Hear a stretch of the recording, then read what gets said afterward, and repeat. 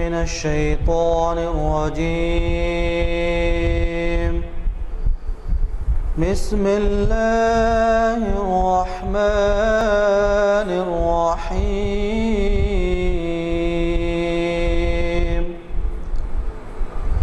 لا يكلف الله نفسا إلا وسعها لها ما كسبت وعليها ما اكتسبت ربنا لا تؤاخذنا إن نسينا أو أخطأنا ربنا ولا تحمل علينا إصرا كما حملته على الذين من قبلنا ربنا ولا تحملنا ما لا طاقة لنا به واعف عنا واغفر لنا وارحمنا أنت مولانا فانصرنا على القوم الكافرين صدق اللہ العظیم۔ جیسے کہ آپ واقف ہیں، آج ہمارے اعلامیہ نمبر 440 کی یہ نشست شریعت انفارمیشن سروس کی 452ویں نشست ہے،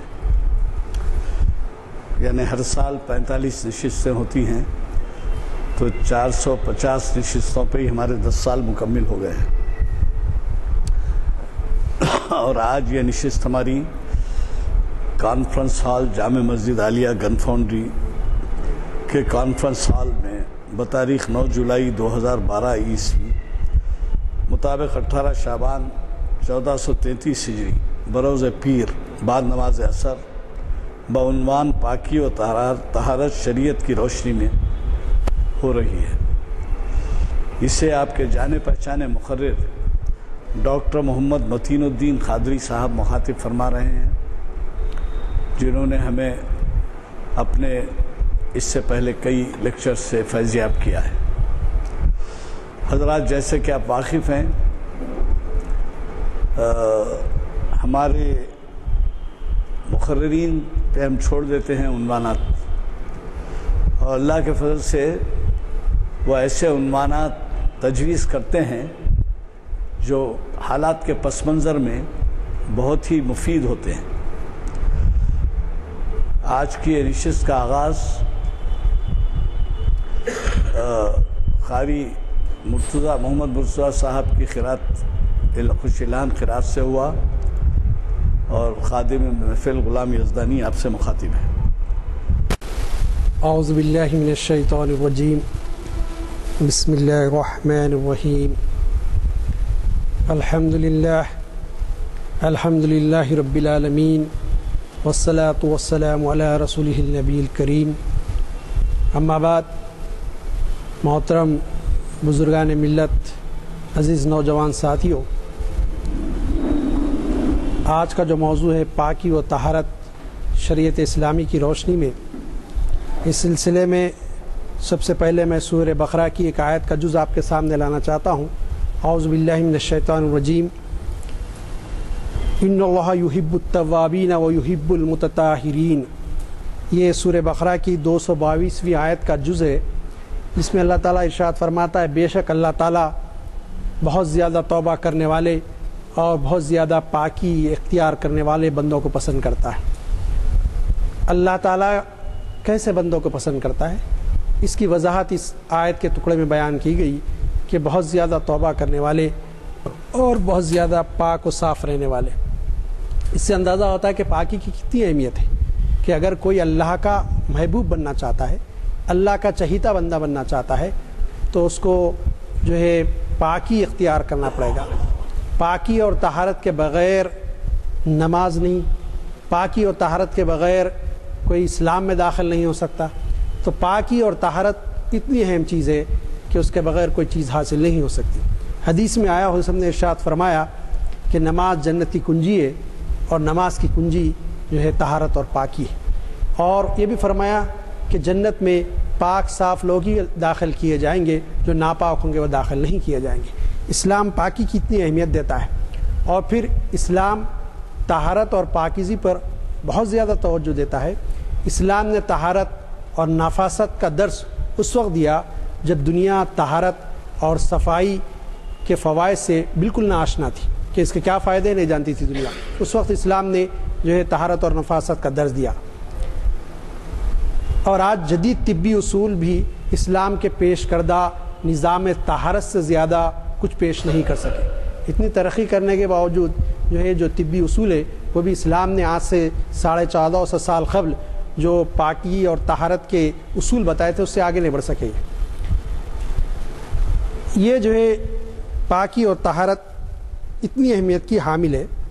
حضور اکرم صلی اللہ علیہ وسلم ایک مرتبہ طہارت کے مسائل صحابہ اکرام سے بیان فرما رہے تھے۔ یہ اس لیے بیان کرنا ضروری ہے، بعض وقت جو ہے اکثر ہم دیکھتے ہیں کہ مساجد میں جو وعظ وغیرہ ہوتے ہیں اس میں دوسرے مسائل پر زیادہ توجہ دی جاتی ہے، لیکن طہارت کے اور پاکی کے مسائل بیان نہیں کیے جاتے۔ اس میں شرم حیا کا پہلو ضرور ہے، لیکن اگر جب تک ہم یہ بتائیں گے نہیں اور ایک دوسرے سے بیان نہیں کریں گے تو دوسرے سیکھیں گے کیسے۔ یہاں پر میں مبارکباد دینا چاہتا ہوں جو ہے غلام یزدانی صاحب ایڈوکیٹ کو اور ان کی ساری ٹیم کو کہ انہوں نے بڑے اہم موضوع پر گفتگو کرنے کے لیے مجھے مدعو کیا۔ میرا تعلق درس و تدریس سے ہے۔ کالج میں اکثر طلباء و طالبات سے گفتگو ہوتی ہے، اور بالخصوص طلباء سے میں جب کبھی طہارت کے مسائل پوچھتا ہوں تو کوئی نیچا سے نگاہ اوپر نہیں اٹھاتا۔ بڑی مشکل سے میں آپ سے کہہ سکتا ہوں کہ 1000 طلباء میں 5 یا 8 بڑی مشکل سے 10 ملتے ہیں جو ہے کہیں کسی عالم سے سنے ہوئے ہوتے ہیں یا کسی کے گھر میں کچھ ان کو بتایا جاتا ہے، ورنہ ان کو یہ نہیں معلوم کہ طہارت کے لیے بیٹھے کیسے، طہارت کیسے لیں۔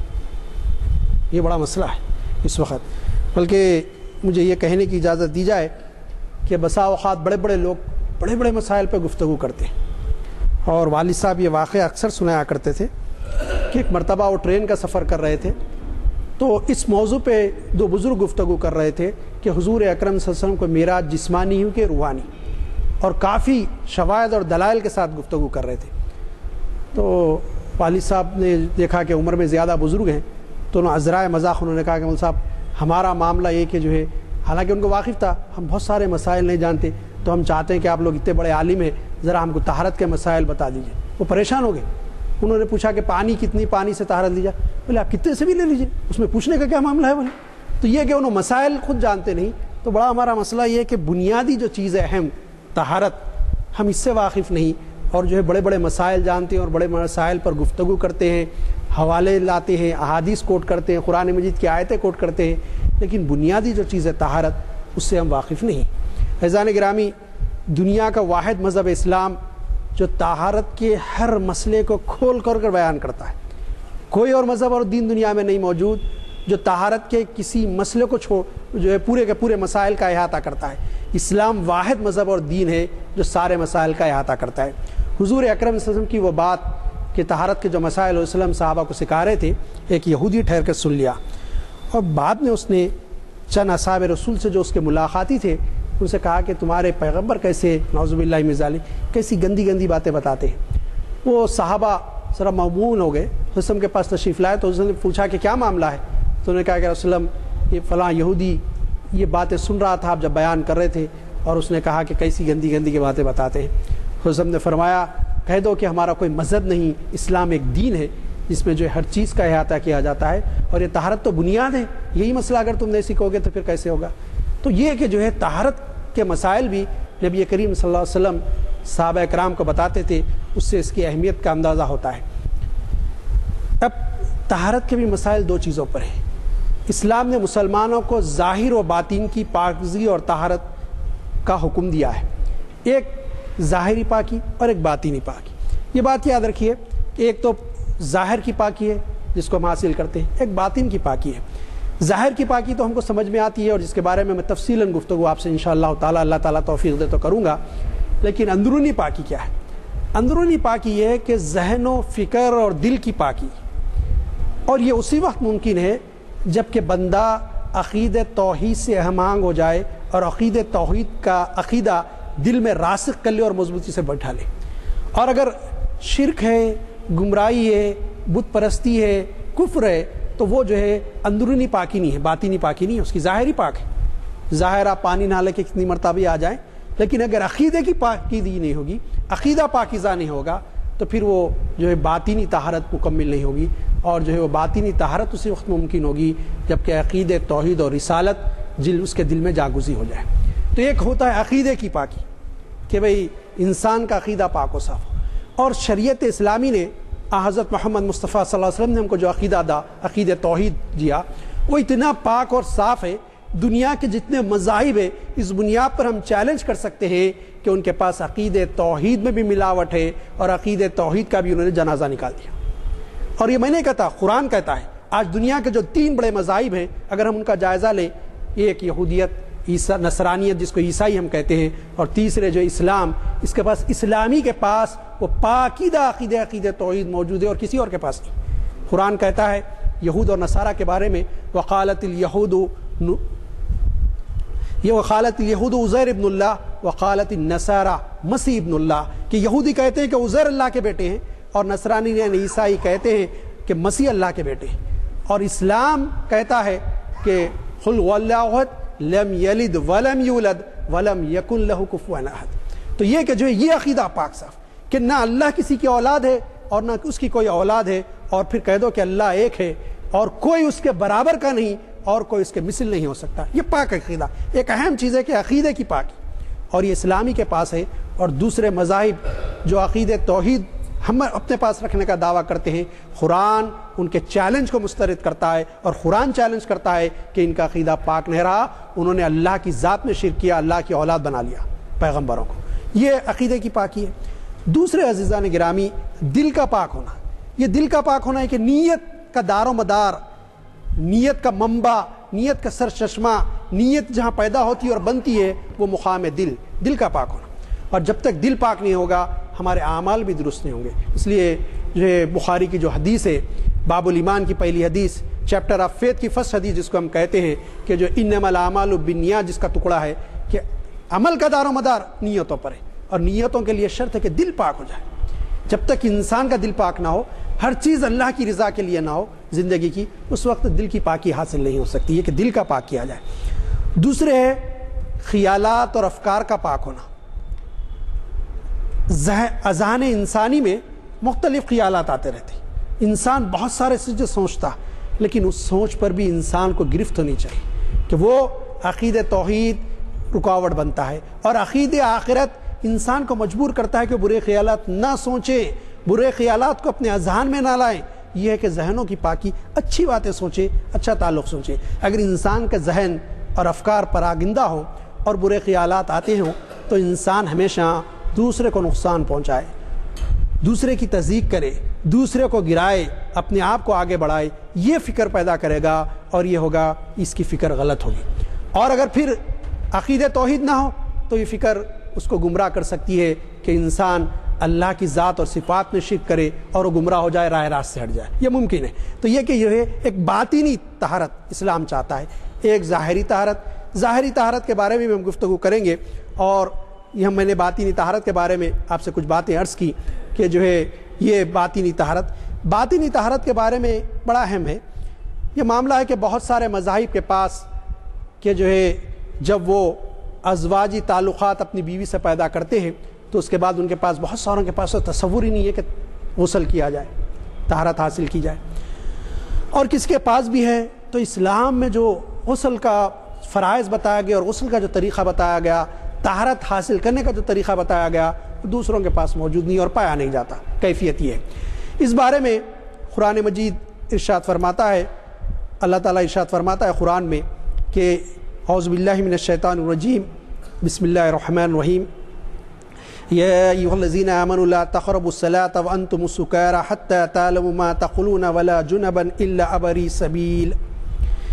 عبر سبیل حتى تغتسلوا وإن كنتم مرضى ولا سفر أو جاء أحد منكم من الغائط أو لمستم النساء فلم تجدوا ماء فتجدوا۔ سورہ مائدہ میں اللہ تعالیٰ ارشاد فرماتا ہے، اعوذ باللہ من الشیطان الرجیم، یا ایھا الذین آمنوا اذا قمتم الى الصلاۃ فاغسلوا وجوہکم وایدیکم الى المرافق وامسحوا برؤوسکم وارجلکم الی الکعبین وان کنتم جنبا فطہروا وان کنتم مرضی او علی سفر من الغائط او لمستم النساء فلم تجدوا ماء فتیمموا صعیدا طیبا فامسحوا بوجوہکم وایدیکم منہ ما یرید اللہ لیجعل علیکم من حرج ولکن یرید لیطہرکم ولیتم نعمتہ علیکم لعلکم تشکرون۔ صدق اللہ العظیم۔ سورہ مائدہ 6 پارے کی یہ آیت ہے۔ اب کہا گیا اے ایمان والو جب تم کھڑے ہو جاؤ نماز کے لیے فاغسلوا بس دھو لو وجوہکم اپنے چہروں کو وایدیکم اپنے ہاتھوں کو الی المرافقی اب کونیوں سمیت وامسحوا برؤسکم اور اپنے سر کا مسح کر لو وارجلکم الی الکعبین اور اپنے پیروں کو ٹخنوں سمیت دھو لو۔ اب یہ بتایا گیا کہ نماز کے لیے جب کھڑے ہو تو یہ وضو کا ارادہ کر لو تم۔ اب اس میں جو ہے البتہ یہ اجازت احادیث میں بھی ہے، فقہاء نے بھی دی کہ اگر کسی کو وضو ہے تو پھر اس کو تازہ وضو کرنے کی ضرورت نہیں، اگر وہ تازہ وضو کر لے تو بہتر ہے اس کے لیے، ورنہ کرنے کی ضرورت نہیں۔ اب یہ دیکھیے کہ اس کی 4 چیزیں بتائی گئی، پھر اپنے ہاتھوں کو دھو کونیوں سمیت اور پھر سر کا مسح کرو اور ٹخنوں سمیت اپنے پیر دھو لو، یہ 4 چیزیں بتائی گئی۔ پھر کہا وَإِن كُنتُمْ جُنُبًا فَاطَّهِرُوا اور تم اگر حالت جنابت میں تو پاک ہو جاؤ اچھی طرح، مطلب یہ کہ جو ہے وہ غسل کر لو یہاں پر۔ اور اگر تم بیمار ہو اور سفر میں ہو اور تم میں سے کوئی جا کر آیا ہو ضرورت کو، یعنی ضرورت سے آیا اور اب وضو کرنا پڑتا اس کو، یا پھر تم اپنی عورت کے پاس جا کے آؤ، عورت سے ملے ہو ملاقات کی ہو، مطلب یہ کہ وہی مباشرت کرنا، ازواجی تعلقات پیدا کرنا۔ فلم تجدوا ماء اوپر کی آیت میں بھی آیا تھا، ایسی صورت میں اگر تم پانی نہ پاؤ، کیونکہ عرب میں پانی بہت مشکل تھا، ہمارے پاس اتنی مشکل نہیں ہے، تو عرب میں پانی مشکل، یا تم بیمار ہو، اور شرط لگائی گئی اور بھی اجازت دی گئی کہ تم اگر بیمار ہو یا حالت سفر میں ہو اور تم نے 2 کام کیا، ضرورت سے فارغ ہو کر آئے یا بیوی کے پاس جا کے آئے، تو اب یہ کہ اگر تم کو پانی نہ ملے فتیمموا صعیدا طیبا بس اب تم ارادہ کرو پاک صاف ہونے کا تیمم کے ذریعے۔ اب یہاں قائم مقام بتایا گیا تیمم کو، غسل کا بھی اور وضو کا بھی۔ یہ بات اہم ہے، اکثر ہم سمجھتے خالی وضو کے لیے نہیں، غسل کا بھی قائم مقام ہو جاتا تیمم اس صورت میں جبکہ انسان کو پانی نہ ملے، پانی میسر نہ ہو۔ پھر یہ کہا گیا یہ کیوں ہے؟ اصل اللہ تعالیٰ چاہتا تھا کہ اب اس میں بھی کہا گیا وجوہکم اپنے چہروں پہ مل لو صاف مٹی لے کر اور اپنے ہاتھوں پر مل لو۔ اب یہ وضو تیمم کی 2 ہی چیزیں بتائی گئی، 2 رکن ہیں اس کے، چہرے پر مل لینا مٹی اور کونیوں پر مل لینا ہاتھ مٹی پہ ہاتھ مار کے۔ ما یرید اللہ چاہتا تھا کہ جو ہے تمہارے لیے آسانی پیدا کرے اور کوئی حرج تکلیف میں تم کو نہ ڈالے اور تم کو پاکی حاصل کرو، اور اللہ کی جو نعمت ہے اللہ تعالیٰ تم پر پوری کرنا چاہتا تھا کہ تم کے شکر گزار بندے بنو۔ اب پانی نہیں ملا تو کتنا بے چین ہو جائیں گے ہم، تو اب کہا گیا نہیں، یہ رعایت کی گئی کہ اگر پانی نہ ملے تو تم جو ہے غسل اور وضو کا قائم مقام تیمم ہو جائے گا، تم تیمم کر سکتے ہو، تو یہ اس میں رعایت دی گئی۔ عزیزان گرامی، لیکن اہم مسئلہ یہ ہے کہ یہ باتیں میں نے آپ کے سامنے رکھی ہیں، لیکن اہم مسئلہ یہ ہے کہ جو نجاست ہے، نجاست کیا چیز ہوتی ہے، نجاستوں کی قسمیں کیا ہے، اور اگر ہم نجاستوں کو جب تک نہ جانیں اس وقت تک ان سے بچنا مشکل ہے، اور نجاستوں کے بچے بغیر طہارت ممکن ہے۔ ہم طہارت اسی وقت لیں گے جبکہ ہم کسی چیز کو نجاست جانتے، کیونکہ بھی مسائل میں آگا تو ہم کو اندازہ ہوگا۔ عموماً نجاست 2 قسم کی ہوتی ہے، ایک ہے نجاست غلیظہ اور ایک ہے نجاست خفیفہ۔ انشاءاللہ اس کا بیان ہوگا کہ نجاست غلیظہ کے بارے میں یہ ہے کہ اگر وہ ہتیلی کے گڑے برابر یا وزن میں 4 ماشے یا 1 درم کے برابر ہے تو معاف ہے۔ ہتیلی کے گڑے کے برابر ہو، 4 ماشے ہو وزن میں، یا پھر یہ کہ 1 درم کے برابر ہو، سوکھی ہو تو 1 درم کے برابر، اگر جو ہے سیال شکل میں ہو، مادے کی شکل میں ہو تو پھر وہ ہتیلی کے گڑے کے برابر، وزن میں ہو تو 4 ماشے اس کے برابر ہے تو معاف ہے تمہارے لیے۔ لیکن یہ مکروہ تحریمی ہے، معافی کے ساتھ مکروہ بھی ہے، یاد رکھیں۔ اس سے زائد کا دور کرنا فرض ہے، اور درم برابر کا دور کرنا واجب ہے، اور درم سے کم ہے اس کا دور کرنا سنت ہے۔ اب تھوڑی بھی لگی تو دور کرنا یہ سنت ہے۔ اس بارے میں یہ تو نجاست ہے، ابھی نجاست غلیظہ آگے کیا ہے اس کا بیان ہوگا، لیکن اس سے پہلے ایک بات یاد آ رہی ہے، سن لیجئے کہ اکثر گڑوں میں پانی ٹھہر جاتا ہے برسات میں، ابھی برسات کا موسم چل رہا ہے۔ برسات کا موسم تھا، امام اعظم ابو حنیفہ رحمۃ اللہ علیہ کے درس میں ایک شخص آیا اور اس نے امام اعظم سے دریافت کیا کہ یا امام آج کل گڑھوں میں پانی زیادہ ہے، شریر بچے اس میں پتھر مارتے ہیں، ہم راستہ چلتے ہیں، وہ پانی بارش کا جمع ہمارے کپڑوں پہ اڑ جاتا ہے، اس کے ذریعے کیا ہم نماز پڑھ سکتے ہیں؟ امام نے کہا بالکل پڑھ سکتے ہو. تو اتفاقی بات وہ شخص ساتھ ہو گیا، امام کہیں جانے کے لیے اٹھے، باہر نکلے اور ان کے شاگرد بھی ساتھ تھے. کچھ دور جانے کے بعد ایک گڑھے میں پانی جمع تھا، ایک لڑکے نے اس پہ پتھر پھینکا اور سیدھا امام کے کپڑوں پہ آ کے گرا. وہ امام سب سے سامنے تھے. امام اعظم نے اپنے شاگرد سے کہا کہ شاگردوں سے دریافت کیا کہ تم میں کوئی ایسا شخص ہے جس کا مکان قریب ہے؟ ایک شاگرد نے کہا کہ امام میرا مکان بہت قریب ہے. تو کہا دوڑو اور پانی لے کر آؤ.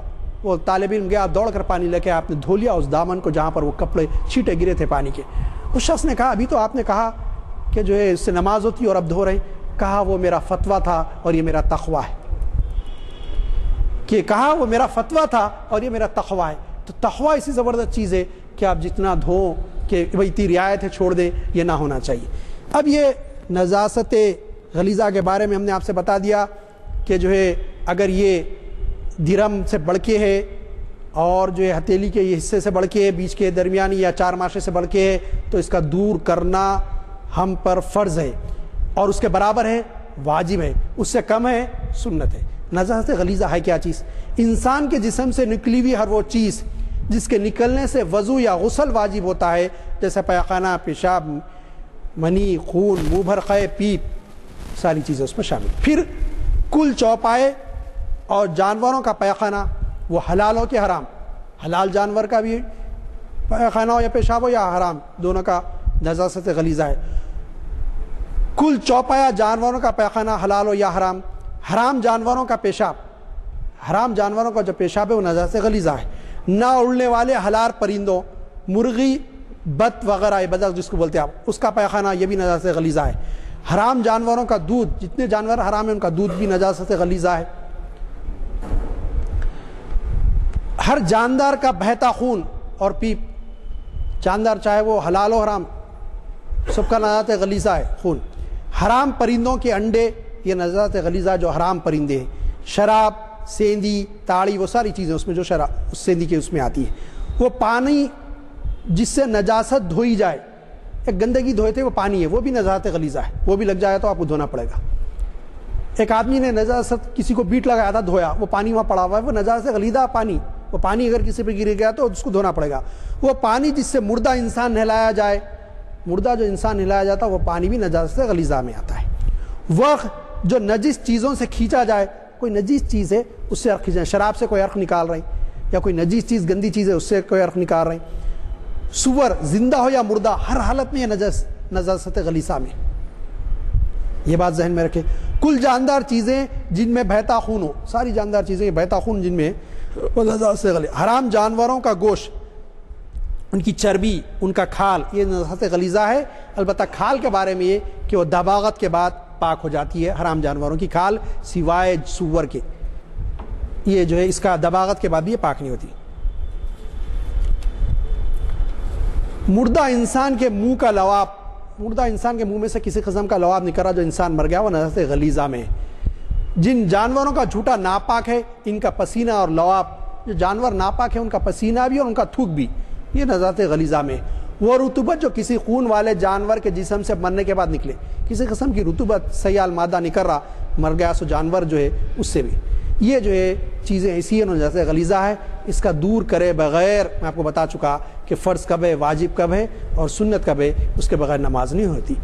اب نجاست خفیفہ کا بیان ہے. نجاست خفیفہ کا بیان یہ ہے کہ نجاست خفیفہ جس حصے کو لگے گی، کپڑے کے جس حصے کو لگے گی، اور اس کا 1/4 لگ گئی تو بھی معاف ہے، 1/4 سے بڑھ لی تو پھر معاف نہیں ہو. آستین کو لگی، آستین کے اتنے حصے کو لگ گئی، وہ معاف ہے خفیفہ. لیکن اب یہ کہ آستین کے اتنے حصے کو لگ گئی، یہاں سے یہاں تک آستین شمار ہوگا، پورا کپڑا نہیں دیکھا جائے گا، صرف آستین دیکھا جائے گا. آستین کو لگی کہ آستین کا اتنا حصہ 1/4 ہو گیا، اب اس سے بڑھ گیا، پھر آپ کو پورا آستین دھونا پڑے گا، ورنہ اس سے کم ہے تو نہیں. ابھی نجاست خفیفہ کیا ہے؟ حلال جانوروں کا پیشاب، جتنے جانور حلال ہیں ان کا پیشاب، گھوڑے کا پیشاب، حرام پرندوں کا پیخانہ، کبوتر وغیرہ، یہ پرندے جو یہ تو کبوتر حرام حلال ہے، حرام پرندے چیل، کوا وغیرہ، یہ ان کا، یہ نجاست خفیفہ کے حکم میں آتے ہیں. نجاست خفیفہ اگر کپڑے یا جسم پر بقدر 1/4 حصہ لگ جائے تو معاف ہے. میں جیسے اب آپ کو بتایا، 1/4 پورے کپڑے یا جسم کا نہیں بلکہ اس حصے کا جس پر نجاست لگی ہو، مثلا آستین وغیرہ، اس کا دور کرنا فرض ہے، اور چوتھائی سے کم ہو تو دور کرنا واجب، اگر چوتھائی سے بہت ہی کم ہے، تھوڑی سی لگی ہے، تو اس کا دور کرنا سنت ہے۔ یہاں ایک بات یاد رکھیے، میں نجاست غلیظہ میں ایک بات چھوڑ دیا۔ اکثر لوگوں کو گمان ہوتا ہے دودھ پیتے لڑکے یا لڑکی کا پیخانہ پیشاب نجاست غلیظہ نہیں، یہ لوگ سمجھتے ہیں، لیکن وہ نجاست غلیظہ میں ہی ہے، وہ خفیفہ میں نہیں، اکثر لوگوں کو کرتے۔ عوام میں اس پیشاب کے پاک ہونے کے متعلق جو مشہور ہے وہ غلط ہے۔ یہ بات ہے کہ اکثر لوگوں میں مشہور ہے کہ کم عمر لڑکے یا لڑکی کا جو ہے یہ جو پیشاب وغیرہ ہوتا ہے یہ جو ہے پاک ہوتا ہے، یہ بات درست نہیں ہے، یہ جو ہے ناپاک ہے، اس کا دور کرنا پڑے گا۔ یہ کہ جو ہے غسل اور وضو کے مسائل ہم نے بیان کیے۔ طہارت کے بارے میں یہ ہے کہ طہارت جو لی جائے اس کے بارے میں بھی تھوڑا سا تفصیل سے تھوڑا سا جانا پڑے گا۔ یہ طہارت کے لیے بیٹھنے کے لیے یہ حکم ہے کہ آپ جو ہے بائیں پیر پر وزن ڈال کر بیٹھیں، زور لگا کر طہارت کے لیے بیٹھیں۔ اس بارے میں یہ کہ طہارت سے کب فارغ ہو، تو جو بزرگ اصحاب ہیں ان کے لیے تو یہ ہے کہ جس کو یورینری ٹیوب کہتے ہیں، اس میں اکثر خطرے یا یورینری جو تھیلی ہوتی ہے پیٹ کے اندر اس میں کچھ خطرے وغیرہ رہ جاتے ہیں یورین کے، ان کے لیے تو سارا تکلف ہوتا، ذرا دیر کریں گے، اطمینان سے طہارت لینا پڑے گا۔ لیکن جو کم عمر نوجوان بچے ان کے لیے کہ انگوٹھا اور یہ انگلی سے، کر انگلی کے بازو کی انگلی سے ایک بار اس کو ایسا مساج کے طور پہ کریں، کوئی خطرہ نکل جائے، اس کے بعد اس کو اچھا دھو لیں۔ اور یا پھر یہ کہ اگر سفر میں پانی نہ ملتا ہو ٹیشو پیپر بھی استعمال کر سکتے ہیں، فقہاء نے اس کی اجازت دی ہے، یا پھر مٹی کے ڈیلے وغیرہ استعمال کیا جاتا ہے، لیکن فضیلت پانی سے دھونے میں، پانی سے طہارت لینے میں۔ نمبر 2 کے لیے بھی اسی طرح بیٹھنا ہے، بیٹھنے کے بارے میں کوئی نہیں ہے۔ ایک بات کا خیال رکھیں کہ جو ہے طہارت لیتے وقت منہ اور پیٹھ دونوں قبلے کی طرف نہیں ہونا چاہیے، اس سے منع کیا گیا۔ اور شمالاً جنوباً آپ منہ اور پیٹھ اپنی کر سکتے ہیں، قبلے کی طرف پیٹھ بھی نہ ہو اور آپ کا منہ بھی نہ ہو طہارت کے لیے جب بیٹھے۔ اس کے بعد جب طہارت سے فارغ ہو جائے بڑی ضرورت سے، تو طہارت لینے کے لیے جو ابدش کرتے ہیں، یعنی پانی ڈالتے وقت جس چیز سے دھوتے ہیں، اکثر بڑے لوگوں کو بھی یہ چیز نہیں معلوم۔ فقہاء نے واضح طور پہ لکھا، حدیث میں حضور نے بتایا کہ صرف 3 انگلیوں کا حصہ استعمال کیا جائے گا۔ یہ شہادت کی انگلی استعمال نہیں کریں گے اور انگوٹھا چھوڑ دیں گے، یہ استعمال نہیں کریں گے، اور ہتھیلی استعمال نہیں کریں گے۔ اور آپ کو میں بتاتے ہوئے خوشی محسوس کر رہا ہوں کہ دین اسلام کیسا فطری مذہب ہے، کیسا فطری دین ہے، اور اس کے کتنے فوائد ہیں۔ ایک ڈاکٹر نے مجھے غیر مسلم بتایا کہ جو ہے تمہارے پاس طہارت کیسا لیتے ہیں، ہم نے اس کو بتایا کہ یہ 3 انگلیوں سے طہارت لیتے ہیں، تو اس نے کہا کہ اسلام حقیقت میں سائنٹیفک ریلیجن ہے۔ میں نے پوچھا وہ کیوں، تو اس نے کہا کہ دیکھو جسم کی سب سے زیادہ گرمی ہتھیلی میں ہوتی ہے، اور ہتھیلی استعمال کرنے سے پائلس کی بیماری ہونے کا خطرہ ہے۔ یہ فوائد ہیں طہارت کے صحیح لینے کے، ہم یہ بھی واقف نہیں ہیں، اور غیر مسلم جانتے ہیں اس بات کو۔ اس نے کہا کہ میں پڑھا تھا اس لیے تمہارے سے پوچھا میں کہ تم جانتے دین کے بارے میں، تو میں نے کہا کہ صرف 3 انگلیاں استعمال۔ میں جب یہ بتاتا ہوں تو کہیں مسجد میں بھی واعظ کے دوران اکثر لوگ اس سے واقف ہی نہیں ہے، تعجب کرتے سب خالی انگلیوں سے کیسا طہارت لینا، ہتھیلی استعمال کرتے، ہتھیلی بالکل نہیں کرنا، منع کیا گیا ہتھیلی استعمال کرنے سے۔ 3 انگلیوں سے طہارت لینا پڑے گا آپ کو، 3 انگلیوں کے اس حصے سے۔ اور آپ دیکھیے کہ کیسا فطری مذہب ہے۔ آپ ایسا رگڑیے جسم کو، اپنے کسی حصے کو رگڑیے، پیروں کو رگڑیے، رانوں کو رگڑیے، پنجوں کو رگڑیے، رگڑ کے آپ دیکھیے کلے کو لگائیے، آپ کو گرمی محسوس ہوگی۔ آپ 1 منٹ بھی نہیں، 1/2 منٹ ہتھیلی کو رگڑیے اور کلے کو لگا کے دیکھیے کہ کتنی گرمی حدت محسوس ہوگی۔ تو یہ کہ اس لیے وہ آقا نامدار صلی اللہ علیہ وسلم جو ہے بہت ساری باتیں قیامت تک کے لوگوں کے لیے ہدایت کی بتا کے گئے، وہ بتاتے تو انہوں نے بتا دیا کہ ہتھیلی استعمال نہ کی جائے۔ اس لیے واضح طور پہ یہ طہارت کے مسائل ذہن میں نہیں چاہیے، صرف 3 انگلیوں سے لینا چاہیے طہارت۔ طہارت کب تک لے صاحب، میں جسم کو کب پاک سمجھوں، یہ بھی بڑا اہم مسئلہ، یہ بھی بحث اور مباحثے کی گنجائش نہیں ہے، لیکن فقہاء نے اس کو بھی لکھ دیا۔ بڑا اہم معاملہ یہ کہ کچھ مرد اصحاب شاید وہ مدینہ منورہ سے دور رہتے تھے، مسلمان تھے، وہ آئے امیر المومنین حضرت عمر بن خطاب رضی اللہ تعالیٰ عنہ کی خلافت کے دور میں، آ کے انہوں نے ناک کیا حضرت عمر کے مکان پر۔ ان کی باندی نے پوچھا کون، تو انہوں نے کہا کہ ہم فلاں دور مقام سے آئے، امیر المومنین سے ملنا ہے۔ انہوں نے کہا کہ امیر المومنین سفر پہ مکان میں نہیں ہے۔ بڑا تعجب کرنے لگے، تو اس باندی نے پوچھا کہ کیا بات ہے ایسی، ہم کو بتاؤ۔ تو انہوں نے کہا کہ ہم اصل میں طہارت کا مسئلہ پوچھنے آتے تھے کہ ہم کب پاک محسوس کریں اپنے آپ کو، نمبر 2 ضرورت کے بعد جانے کے، پائخانے سے فارغ ہونے کے بعد۔ تو اس باندی نے جو مسئلہ بیان کیا وہ ہمارے فقہ کا اصول بن گیا۔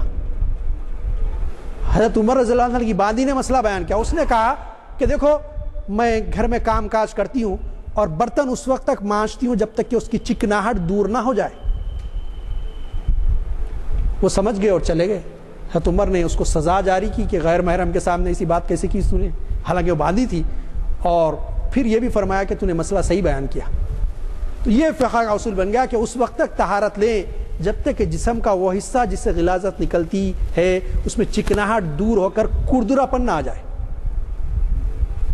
یہ ہے طہارت کا صحیح طریقہ، تو یہ طہارت لینی چاہیے۔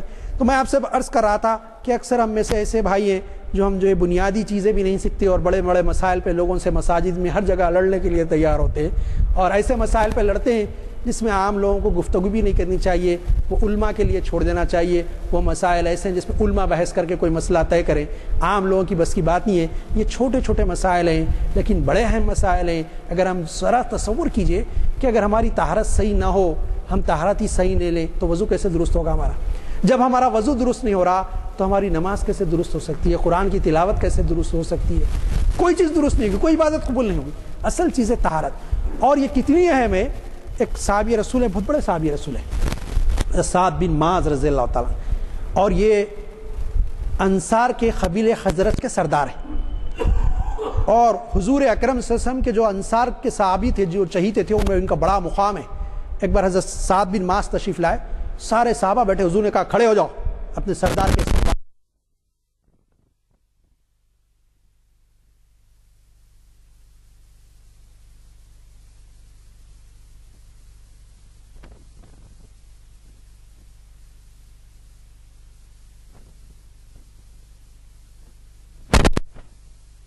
ان کو پھر فرمایا جانتے ہو سعد کے ساتھ کیا معاملہ ہو رہا تھا؟ علیہ السلام خبر کے اندر کا معاملہ ہم کیا جانتے ہیں، ہمارے ماں باپ آپ پہ سغرباً آپ بہتر جانتے۔ حضور صلی اللہ علیہ وسلم نے فرمایا سعد پر خبر کا عذاب ہو رہا تھا، صحابہ کانپنے لگ گئے کہ اتنے جیت صحابی ان پہ تو ہمارا کیا حال؟ پوچھے علیہ السلام سعد تو بڑے نیک تھے۔ حضور صلی اللہ علیہ وسلم نے فرمایا یہ جو ہے پیشاب کے خطروں سے احتیاط نہیں کرتا تھا۔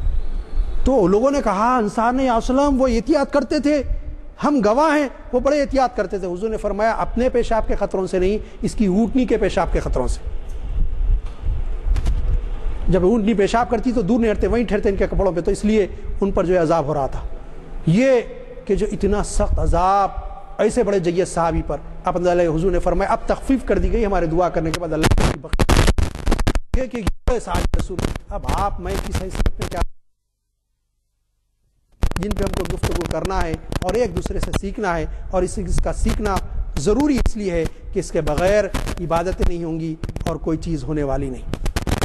ایک حدیث ہے اور یہ بھی جامع ترمذی کی حدیث ہے، عن سہل بن ابی حسان قال سمعت سعید بن المسیب یقول ان اللہ طیب یحب الطیب۔ اب یہ حدیث کے الفاظ یہاں تک تو یہ ہے یحب الطیب نظیف یحب نظافۃ کریم یحب الکرم جواد یحب الجود فنظیف اراہ قال افنیتکم ولا تشبہوا بالیوم۔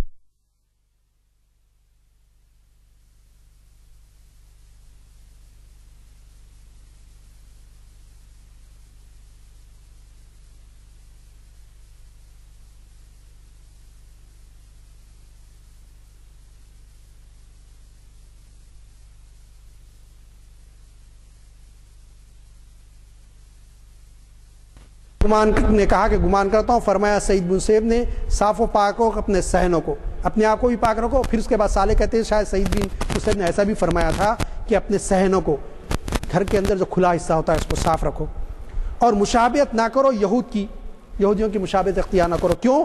یعنی وہ اپنے صحنوں میں کوڑا جمع کرتے ہیں۔ اس زمانے میں شاید یہودی اپنے صحن میں کوڑا جمع کر کے رکھتے تھے، کہا کہ تم ایسا جمع کر کے مت رکھو، صحنوں کو پاک رکھو۔ اب یہ کہ ایٹماسفیئر کی پاکی، آپ جس ماحول میں رہتے ہو وہ کیسے پاک صاف ہو جائے، یہ تعلیم ہے اس حدیث میں۔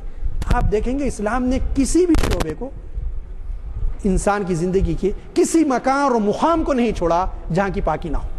ہم دیکھتے ہیں کہ شرائط نماز، شروط صلاۃ جو ہے اس میں یہ کہ جو ہے ہمارے پاس جسم کا پاک ہونا، جو کپڑا پہن کے اس کا پاک ہونا، اس مقام کا پاک ہونا جو نماز پڑھ رہی، اور جس چیز پہ نماز پڑھی جا رہی اس کپڑے کا پاک ہونا، شرائط ہے۔ یہ شروط نماز میں سے، اس کے بغیر نماز نہیں ہوگی۔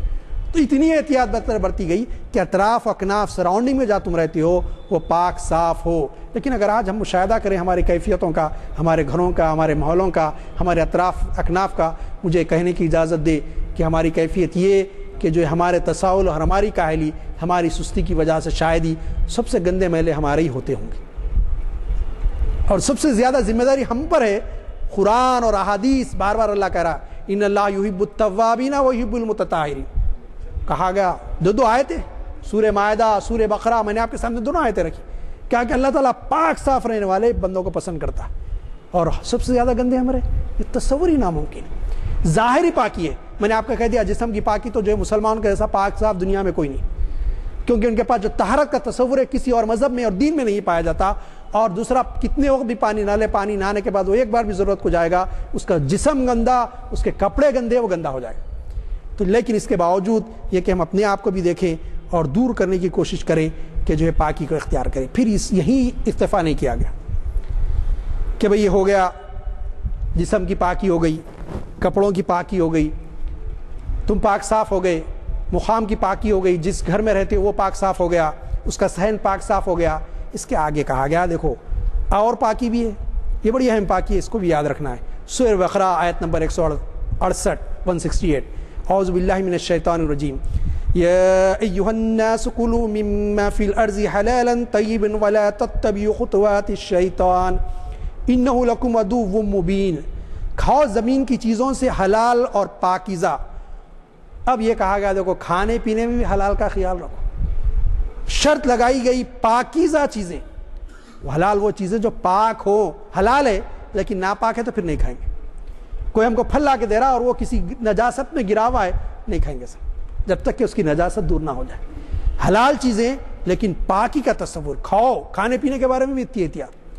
پاکی کا کیسا تصور ہے، کیسا کانسیپٹ ہے اسلام کا پاکی کا کہ زندگی کے ہر شعبے کو گھیرا ہوا ہے، جسم، کپڑا، جگہ، محلہ، مقام، مکان، صحن، اب آگیا کھانے پینے کی چیزوں پہ کہا گیا دیکھو کھاؤ زمین کی چیزوں سے حلال اور پاکیزہ، اور پیروی نہ کرو شیطان کی، بے شک وہ تمہارا کھلا دشمن ہے۔ تم نجیز اور حرام چیز مت کھاؤ، ایسا کرو گے تو شیطان کی پیروی کرو گے، وہ تمہارا کھلا دشمن ہے، یاد رکھ لو اس بات کو۔ تو کھانے پینے کی چیزوں میں بھی پاکی کا خیال یہ رکھنا ہے۔ اور اگر آپ یہ جتنی میں چیزیں بیان کی آج اب تک آپ کے سامنے قرآن اور حدیث کے حوالوں سے، ان چیزوں پہ عمل کرنے سے انسان کی صحت اچھی رہتی ہے، انسان شریعت پہ بھی عمل کرتا ہے، ثواب بھی حاصل کرتا ہے، اس کی صحت اچھی رہتی ہے، اور یہ چیزیں کئی بیماریوں کو انسان سے دور کرتی ہیں۔ آج جو بیماریاں پھیلی ہوئی ہیں، ہیپیٹائٹ بی وغیرہ، اور اس کے بعد اور جو آگے دوسری بیماریاں ہیں، اس میں اکثر ڈاکٹر سے پوچھا میں کیا ہوتا، سب نے کچھ بولے ہاتھ دھو لیں آپ کافی ہے، بولے واہ، ہم تو 5 وقت ہاتھ دھوتے رہتے۔ اب نہیں معلوم ناک میں بھی جاتے ہی ہوں گے، اس کے کچھ جراثیم وہاں تک نہیں پہنچی ہوں گا ان کا ریسرچ، ہم ناک بھی صاف کرتے، منہ میں جاتے ہم کلی کرتے، چہرے پہ کہیں رکے ہوئے رہتے، داڑھی وغیرہ کے بالوں میں کہیں پھنسے ہوئے رہتے، ہم چہرہ بھی دھوتے، داڑھی میں بھی خلال کرتے، اس کو بھی صاف کرتے دھوتے۔ تو یہ کہ جو ہے جو چیزیں شریعت کی ہیں پاکی اختیار کرنے کے، اس میں جو ہے انسان کا بھلا ہے، اس کی بھلائی مقصود ہے، اس کا فائدہ اس سے اللہ تعالیٰ کو کیا ملنے والا ہے؟ اللہ تعالیٰ لیکن بتا رہا کہ میں پسند کرتا ہوں بہت زیادہ توبہ کرنے والوں کو اور بہت زیادہ پاک صافی اختیار کرنے والوں کو۔ توبہ کا تعلق یہاں پر جو آیتوں میں 2 آیتوں میں بھی آیا، یہ تعلق پاکی کے ساتھ کیوں لایا گیا؟ یہ بھی ایک مسئلہ ہے بڑا سمجھنے کا۔ یہ مسئلہ بڑا اہم ہے کہ انسان جب اپنے جسم سے گندگی کو خارج کرتا ہے تو جسم ناپاک ہوتا ہے، اور جب انسان گناہ کرتا ہے تو روح ناپاک ہوتی ہے۔ جب انسان کسی گناہ میں ملوث ہوتا ہے روح ناپاک ہوتی ہے، اور روح کو پاک کرنے کا طریقہ جو ہے وہ توبہ اور استغفار سے بڑھ کے کچھ نہیں ہو سکتا، توبہ اور استغفار سے بڑھ کے کچھ نہیں ہو سکتا۔ اس لیے اس میں کہا گیا کہ توبہ اختیار، جب بندہ توبہ کرتا ہے سچے دل سے اللہ کے دربار میں تو بندہ پاک ہو جاتا ہے۔ البتہ بعض علماء کا یہ گمان ہے کہ توبہ کے ساتھ گڑ لڑا کر روئے تو آنسو اس کی روح کو پاک کرتے ہیں، اللہ والا، لیکن بعض علماء نے یہ کہا کہ آنسو جو ہے اس کی روح کو پاک کر ڈالتے ہیں۔ تو یہ کہ روح کی پاکی کا بھی ایک تصور اسلام میں ہے، اور ایسا تصور ہے کہ توبہ، آپ دیکھیے کسی کو آپ کی غلطی ہو گئی، آپ نے کسی کو برا بھلا کہہ دیا، خیال آیا کہ میں اس کو برا، اس سے معافی مانگے، پھر اللہ تعالیٰ کے دربار میں روئے گڑگڑائے، کسی کا تھوڑا نقصان پہنچا دیے تھے، اس سے معافی کے خاطر معاف کر دیے، پھر اللہ تعالیٰ مجھے معاف کرا کہ نہیں کرا کہ 2 رکعت نفل پڑھے، سجدے میں دعا کرے یا نماز کے بعد دعا کرے، کر کے معافی مانگے اللہ سے، ایک سکون کی کیفیت محسوس ہوتی، ایسا محسوس ہے کہ اب گناہ مجھ سے دور ہو چکا، وہ غلطی میرے سے دور ہو چکی۔ تو یہ کہ جو ہے توبہ یہاں پر اس لیے لائی گئی، یہ بھی روح کو پاک کرنے والی، یہ روح کو پاک کرنے والی ہے، پانی جسم کو پاک کرنے والا ہے۔ محترم حاضرین اکرام، اللہ تعالی ہم سب کو توفیق دے کہ ہم اللہ تعالی اسلام کی اور شریعت اسلام نے پاکی کے جو معیارات اور تصورات ہمارے سامنے رکھے ہم اس پر عمل کریں اور پاک صاف پاکی کو اور طہارت کو اختیار کریں اور اللہ تعالیٰ کے چاہنے والے بندوں میں بن جائے۔ اس لیے ہم کو کہا گیا وضو کے بعد بھی یہ دعا کرے کہ جو ہے یہ دعا پڑھیں کہ اللہم یہ دعا پڑھے کہ اللہ ہم کو جو ہے بہت زیادہ پاک صاف رہنے والا اور بہت زیادہ توبہ کرنے والا بنا۔ اللہم اجعلنی من التوابین واجعلنی من المتطہرین، یہ جو ہے وضو کے بعد پڑھنے کی یہ دعا ہے۔ آپ نے محسوس کر لیا ہوگا کہ ہمارے لائق مقرر نے، فاضل مقرر نے کتنے اہم مسائل سے واقف کروایا ہمیں۔ بدقسمتی سے ہمارے ایسے محافل میں استفادہ جو ہے کم ہوتا ہے، کیونکہ بعض وقت مسئلہ حاضری کا بھی ہوتا ہے۔ آپ اس بات کی کوشش کریں، جب آپ کو اندازہ ہو گیا کہ کس قدر اہم مسائل ہیں یہ، تو ساتھ لیتے آئیں، لوگوں میں تبلیغ کریں اس کی، اور بات بتائیں لوگوں کو کہ ایک اہم مسائل ہیں، اس میں شرکت کریں۔ میں متین الدین قادری صاحب کا بہت مشکور ہوں۔ پہلے تو اللہ تعالیٰ کا شکر ہے کہ اس نے ایسے لوگوں کے ساتھ ہماری محفل کو نوازا، اور پھر یہ آپ محسوس کرتے ہوں گے کہ ہمارے مقررین پوری تیاری کے ساتھ آتے ہیں، اور پھر وہ اپنے آپ کو اس کے لیے بھی آمادہ رکھتے ہیں کہ آپ کوئی سوال کریں اس کا جواب بھی دیتے ہیں۔ تو یہ بھی ہے کہ آپ کے ایک سوال کرنے سے کئی لوگوں کو فائدہ پہنچتا ہے، کیونکہ وہ سوال کا جو جواب ہوتا ہے وہ سب کے استفادے کے لیے ہوتا ہے۔ تو کبھی بھی آپ جھجکیں نہیں، جو سوال کرنا ہے آپ سوال کریں، وضاحت لیں اس سے۔ اب ایک اور ہمارے اگلے عنوان کے بارے میں عرض کروں گا، ضیاء الدین شکیب صاحب کا، جن سے آپ واقف ہیں کہ لندن بیسڈ پروفیسر ہیں، 4-6 مہینے لندن میں گزارتے ہیں، 4-6 مہینے یہاں ہیں، جسے ڈویل پر سٹیزن شپ کہلاتی ہے، جو وہ ہے ان کو، وہاں بھی وہ شہری شمار ہوتے ہیں، یہاں بھی شہری ہیں ہندوستان کے۔ تو ان کا خطاب 1-1.5 سال میں ایک آدھ وقت ہوتا ہے۔ تو میں نے ان سے خواہش کی، اور انہوں نے بڑے ہی اہم عنوان سے خطاب کرنا، انہی کا تجویز کردہ عنوان ہے، ایک ہی موضوع پر اقبال کی چند اردو و فارسی نظموں کا تقابلی جائزہ۔ آپ کو پتہ ہے کہ ہماری شاید اقبال شناسی کی 250, 300, 400 کوئی محفل تھی، اس میں انجمن ترقی اردو کے صدر ڈاکٹر راج بہادر گوڑ بلائے گئے تھے۔ اردو ہال میں وہ فنکشن ہوا، تو انہوں نے ہمیں یہ مشورہ دیا اقبال شناسی کے محافل کے منتظمین کو کہ صاحب آپ ایک اقبال کے اردو کلام کے بارے میں تو لوگوں کو بتا رہے ہیں، لیکن فارسی کلام کے بارے میں آپ نہیں بتا رہے، جبکہ اردو میں 1/4 کلام ہے اور فارسی میں 3/4 کلام۔ اندازہ لگائیے کہ اقبال کے کلام کی کیا اہمیت ہے کہ فارسی زبان میں، اور آپ کو تو معلوم ہے کہ ایران اور ایسے مقامات کے اوپر جہاں فارسی زیادہ بولی جاتی ہے ان کے کتنے خطر ہے۔ تو یہ فارسی میں جو ہے وہ اس سے ہم واقف نہیں ہیں، اردو سے کچھ واقف ہیں، تو یہ تقابلی جائزہ ہے فارسی سے، لہذا اقبال کے مقبرے فارسی اشعار میں ہے ان کا کتباب کہہ رہے ہیں۔ تو یہ جو ہے آپ ذہن میں رکھیں کہ وہ غیر معمولی اہمیت کا خطاب ہے، نہ صرف آپ آئیں بلکہ اپنے ساتھ اپنے ساتھیوں کو بھی لیتے آئیں۔ تو میں آج کے مخرج صاحب سے دعا کی گزارش کرتا ہوں۔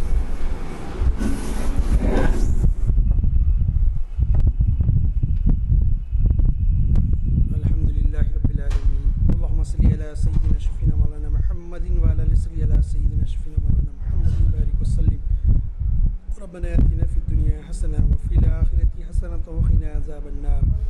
اللہم اجعلنی من التوابین واجعلنی من المتطہرین، اللہم اجعلنی من التوابین واجعلنی من المتطہرین، اللہم اجعلنی من التوابین واجعلنی من المتطہرین، اللہم اغفر لی ولوالدی وللمؤمنین یوم یقوم الحساب۔ استغفر اللہ بالبلایا ونستغفر عنہ الخطایا، یا ربنا واعف عنا ومن الذی کان منا، یا ذا الجلال والاکرام، امیتنا علی دین اسلام۔ اللہم طہر قلوبنا من النفاق، اللہم طہر قلوبنا من النفاق، اغفر یا غفور رحیم، ارحم یا ارحم الراحمین۔ بك من سخطك والنار. اللهم اغفر لي ولوالدي وللمؤمنين يوم يقوم الحساب. صلی اللہ تعالی علی خیر خلق محمد وآلہ وصحبہ اجمعین برحمتک یا ارحم الراحمین.